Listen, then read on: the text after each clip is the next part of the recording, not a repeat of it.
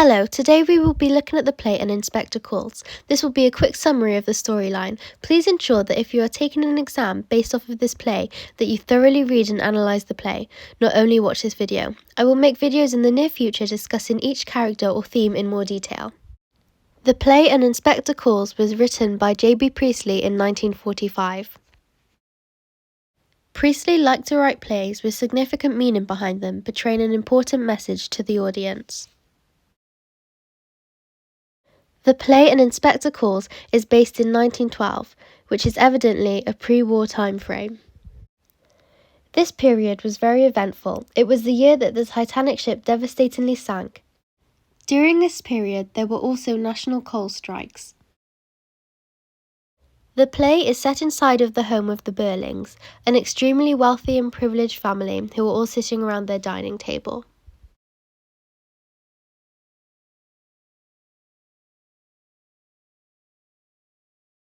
Sitting at the head of the table is Mr. Burling, the father of the family. Also at the table, there is Mr. Burling's wife, the mother of the family, Mrs. Burling. Another member of the family at the table is the son of Mr. and Mrs. Burling, Eric Burling.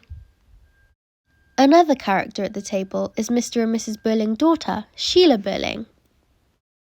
The final character sitting at the table is Sheila Burling's partner, Gerald Croft. Someone who is also present, yet not at the table, would be the Burlings' maid, Edna. The Burlings and Gerald are enjoying a family meal, celebrating Sheila and Gerald's engagement, whilst impolitely giving Edna many tasks such as refilling glasses and pouring coffee.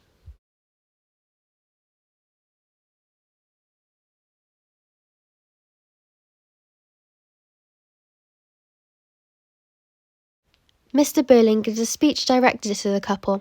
It is clear that Mr. Burling is fond of Gerald, but is this due to Mr. Burling wanting to join forces with his family's business? The family gathering is soon disrupted by a visitor, Inspector Gould, who states that he works for the police.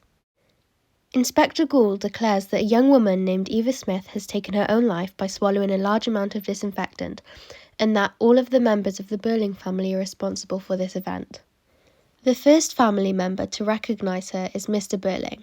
He told the inspector that she was employed at his factory, but Mr. Burling sacked her after she striked and protested for higher wages. Despite Mr. Burling's cruelty towards Eva Smith, it is clear that he feels no shame or guilt and takes no responsibility of Eva Smith's suicide. After Mr. Burling, the next family member to recognise Eva Smith is Sheila Burling. Sheila heartbreakingly describes a time when she was in a store trying on a dress. She noticed that an employee was smirking in the corner of her eye. Sheila insecurely assumes that the employee was laughing at her, so lost her temper and demanded that the employee was fired. It was then revealed that the young woman who got fired was known as Eva Smith.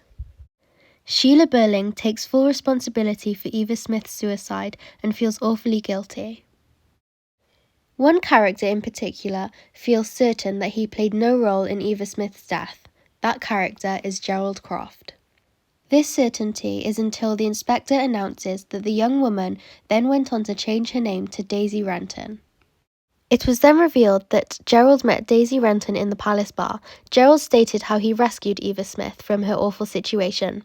Gerald kept Daisy Renton safe. However, he used her as a mistress while he was in a relationship with Sheila. After Gerald was finished with Daisy Renton, he completely abandoned her. Completely heartbroken and upset, Sheila gives Gerald back her engagement ring. After Inspector Gould interrogated Gerald, he still took zero responsibility for the suicide of Eva Smith. The next person who was revealed to have contributed to Eva Smith's death was Mrs. Burling. After discovering that she was pregnant, Eva Smith turned to Brunley's Women's Charity for support, which was where Mrs. Burling volunteers. At the charity, Eva Smith introduced herself as Miss Burling. Mrs. Burling found this offensive and turned her away from the charity. After being confronted by Inspector Gould, Mrs. Burling takes no responsibility for Eva Smith's death and blames the father of the baby for not supporting her financially. Sheila then connects the dots and realises the truth. which the inspector announces that the father of Eva Smith's baby is Eric Berlin. This is why she introduced herself as Miss Burling. The final person who has not yet admitted their contribution to Eva Smith's death is Eric Berlin. It was revealed that Eric used Eva Smith to satisfy his sexual desires. It was also revealed that Eric stole money from his father's business to support Eva Smith. Eric did take responsibility for his actions, however, he did not feel responsible for Eva Smith's suicide. The inspector leaves one last speech declaring that every person on that table had a role in the chain of events which led to the suicide of Eva Smith. He said that we are all members of one body and we are all responsible for each other. The inspector said that if this lesson is not learnt, society will have to learn the hard way, in fire, blood and anguish. After the inspector leaves, Mr. and Mrs. Burling are worried about their reputation and how people will now view them. The family began to question whether the inspector was real or not, considering Gerald figured out that there are no officers named Gould and there have been no recent suicides in the area. At the last moment in the play, the phone begins to ring. Mr. Burling answers the phone and is told that a young girl has just died and that an inspector will come to their Burling house and interrogate their family. Thank you for watching this brief summary and I hope that you found it helpful. I will be making more videos regarding this play and providing you with a deeper analysis. Goodbye.